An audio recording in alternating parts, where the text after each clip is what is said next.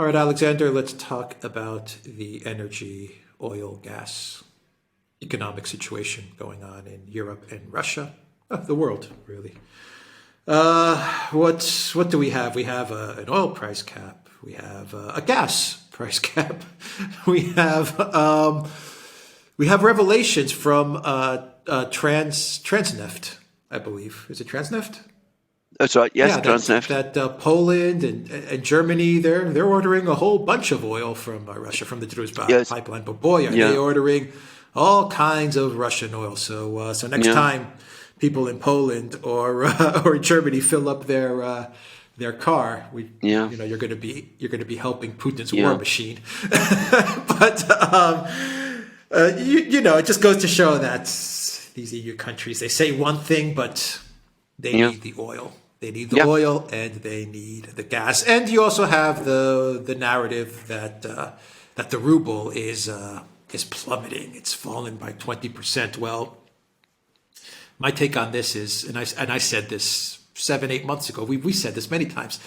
$60 ruble, 60 rubles to the dollar was something that the Russians probably did not want. I think they're probably much more comfortable with 70 Yeah. to the dollar. Yeah. I think they actually like the 70 to 80 Yes. for a lot of reasons. But I think even the 60 was something that the Russian government was like, this is kind of too strong Yeah. for us. But Yes. anyway, that's just part of the Yeah. overall economic situation. Yes. I mean, I've spent far too much time, in my opinion, talking about this ruble movements. The only real important figure about the ruble is what its value is in Russia itself, and their inflation rates are falling. So the ruble within Russia is becoming stronger. And you're absolutely right. The Russian government wasn't happy with a $60 ruble. It was too strong. It was affecting Russian exports. Now, if it goes up to 70 rubles, well, they actually $70, sorry. Well, they actually were saying in the summer that that's where they would be happier for it to go. Now, there was a fall in oil prices at the end of last year, all kinds of structural reasons for that. So, from a Russian point of view, weakening the ruble, and I'm pretty sure, by the way, it was the Russian government that weakened the ruble. I mean, it's they who've probably been spending rubles and buying foreign exchange. The Russian central bank has just published its information about its foreign exchange reserves. They've just increased by, I think it was $15 billion or something. So, I mean, they've clearly been selling rubles and buying foreign exchange, including RMB, Chinese RMB, because they wanted to soften the ruble at a time when they need to balance out the fact that oil prices have been lower. So the point is that Russian oil is produced in rubles, sold in various currencies, dollars, RMB, whatever. If you lower the value of the ruble against those other currencies, then you're getting more rubles for that oil than you would otherwise do. And that suits the Russian budget and it suits Russian oil producers. That's the entirety of this story. And as I said, I'm pretty sure the central bank and the Russian government has been behind this thing. So I mean, I'm not going to spend more time on this because it seems to me this is a stale topic. Every couple of years, the ruble goes up, the ruble goes down, people get very excited. And in the end, it never means anything, or at least not what people think it does. Now, let's talk about the situation in the energy system, because you're absolutely right. We have the oil price cap, we have the gas price cap. The actual reality, the underlying reality is that going forward into 2023, we are looking at increasing shortages of both gas and oil. And those oil and gas price caps, as Putin has just said, are going to make those shortages even worse because, of course, what is happening is that not only is Russian oil anyway going to be redirected eastwards, which is what the Russians are saying, but China is opening up and its demands for oil and gas are going to grow. And the United States has depleted its strategic reserve. So the extent to which the Biden administration can go on pumping oil into the global oil supply system has now probably come close to its limits. So there's likely to be a shortage of oil and of gas next year. And it's highly likely that prices are going to rise. We're having a cold winter. I was just before we did this program reading a report in the Daily Telegraph in Britain that there's an Arctic zone over the United States, which points to the United States having a very cold winter. We've just been through a cold spell in Northern Europe. That's going to inevitably increase energy consumption. So we're looking now to a likely shortage of oil and gas. And of course, we're working very hard in the West to make that shortage even worse with these strange sanctions and these very weird oil and gas price caps, which the Russians will not comply with, and which is going to remove inevitably oil and gas, Russian oil and gas, from Western markets. Right. The EU, they have said that that with this oil price cap that they put in place in the ninth sanctions package, they've reached the limits Yeah, of what they can sanction. Actually, Mark Rutte even said this as well, and yeah, there was an EU commissioner that came yeah. out and said it. So, where does this leave us? Well, Because there's nothing more that the EU can do. I mean, yeah, on a sanctions level or an economic, this economic war of attrition, it's over. It's yeah, done. it's left us in a total mess. I mean, you have people like Olaf Scholz, who admittedly is, well, and maybe not the sharpest knife in the drawer, but even he is now admitting that, he would like to go back once the war and conflict in Ukraine is over. He would like to go back to the nice situation we had before where Russian oil and Russian gas, comes westwards again and everything goes back to the status quo. Nobody seriously believes that's going to happen. If you think it's going to happen, then you should just read what Putin has just been saying in the various speeches that he's been making. I mean, his bitterness towards the West, towards the Europeans particularly, he's snapped. He even, in effect, apologized to the Russian people.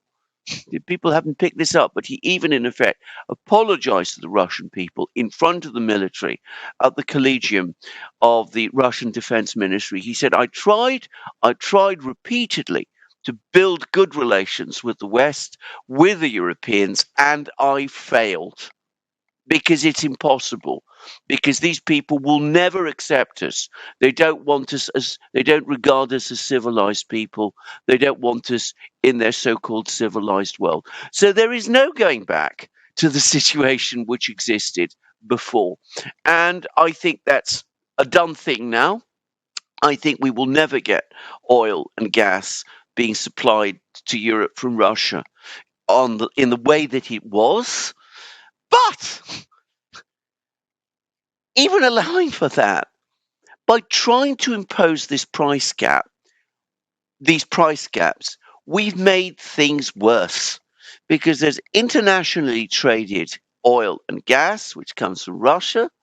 And there's now a structural problem because we've said we're not going to buy that. And we're going to punish anybody who tries to trade in that. We're going to deny them insurance services if they exceed the price cap. The Chinese doing so, the Indians are doing so, but it's creating a structural problem in the world energy markets. And as Putin has also pointed out in another speech he's made lots of speeches this week, by the way. He's been so busy, it's almost ridiculous. But anyway, he's also pointed out that these attempts to try to impose caps, what he calls administrative measures, to lower energy prices at a time of energy shortage is just going to make those shortages worse. And he's right. Any economist would tell you as much. people have been saying this. Lots of economists have been saying it. Steve Mnuchin, the former Treasury Secretary, said it. Nonetheless, they went ahead and did it. I mean, what Mark Rutte and all of those people ought to be saying is not that we're going to, we've given up imposing more sanctions because we've reached the limits of what we can do in sanctions terms. What they really need to start doing is say to themselves, have the sanctions worked? No. Russian economy is still there. Its GDP contraction has been actually very small. Industrial production is back to where it was this time last year, probably going to rise next year. Inflation in Russia is falling, which it is. It's below where it is in many places in the EU, probably quite a lot below where it is in many places in the EU. And Russian foreign policy and policy towards Ukraine has not shifted 1 inch. So instead of talking about, well, we can't do more in sanctions terms because we've reached the limit, what they ought to be doing is saying these sanctions aren't working and start to take steps to dismantle them. But of course they won't. They will continue in the same course that they have. They will threaten and bully anybody in the EU who, like Orban, who says, well, this has gone too far. They will continue with this present course, and the deindustrialization of Europe, which we were talking about at the start of this year on this channel, you and I, before anybody else did, everybody's talking about it now, but it's only going to gain further momentum. Yeah, it's amazing that that oil is moving through the Druzhba. I mean, the Druzhba is important for Hungary and Yeah, Serbia, from what I remember as well. But it's yeah. I mean, amazing that they're actually allowing the oil to flow through there. Yeah, I mean, well, which is of course flatly contradicts the sanctions, which said that these countries, Germany and Poland, wouldn't take any Russian pipeline gas. They probably are. Again, the question is, at what price are they telling the Russians, well, we're not going to buy your oil at more than $60 a barrel because we're not going to buy at any level because we've imposed this price cap. If they say that to the Russians won't sell that oil, even if that oil is currently trading at, say, $40 a barrel, because that's what the Russians have said. And we know that there's a decree coming, which Putin is due to sign next week. He says either on Monday or Tuesday, in which they're going to set out the legal barriers to selling oil to countries that apply the oil price cap. So we'll see where all this goes and what it does. But it ought to be a lesson that Europe cannot get by without Russian oil and without Russian gas.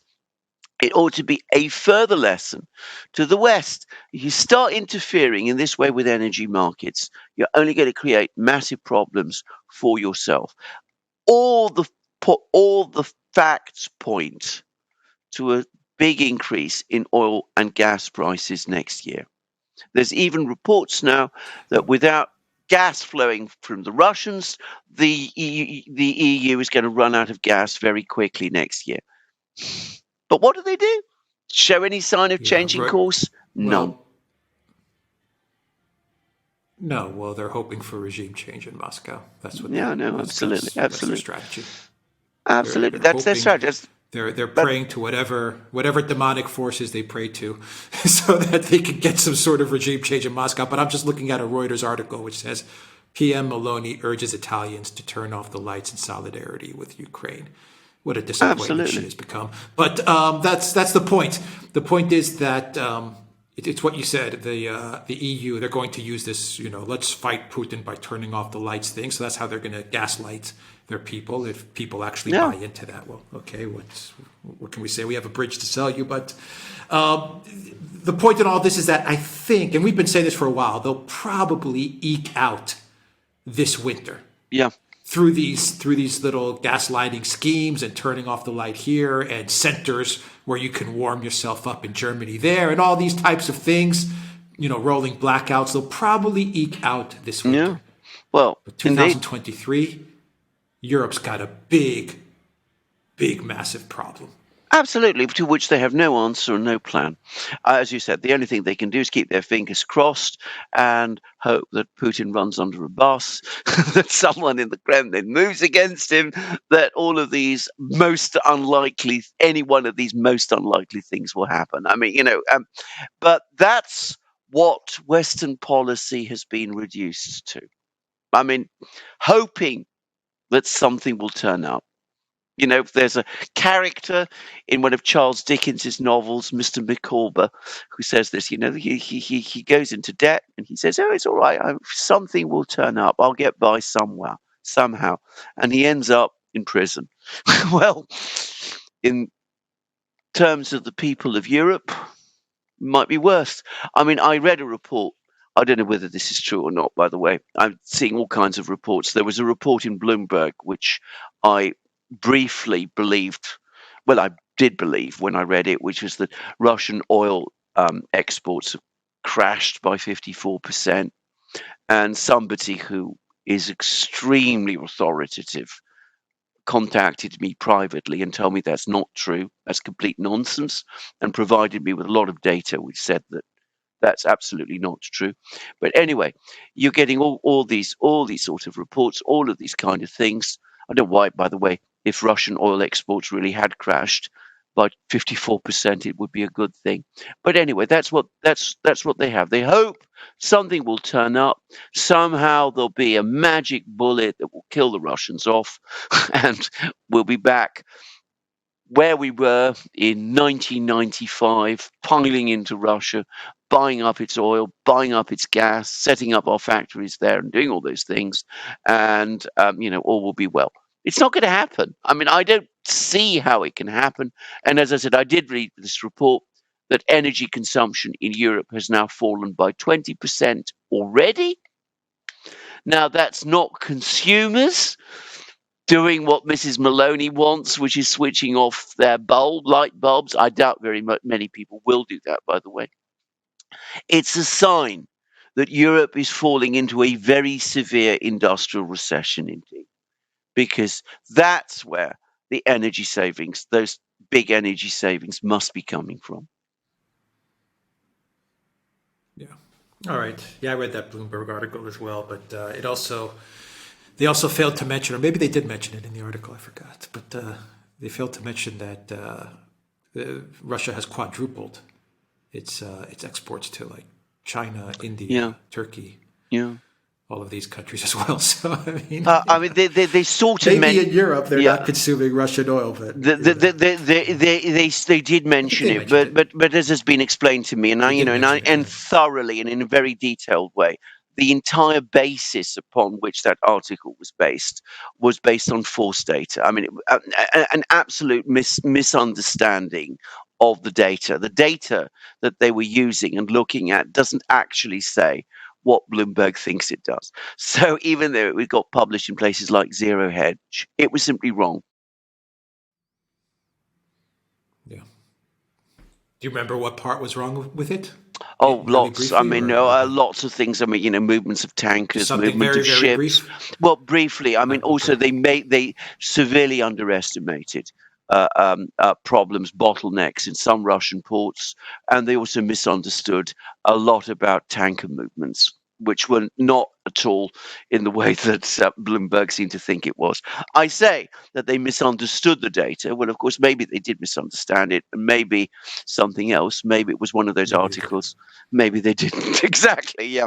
So, I don't want to speculate on that, but anyway. No, those articles to say that it was wrong. No, and those articles are...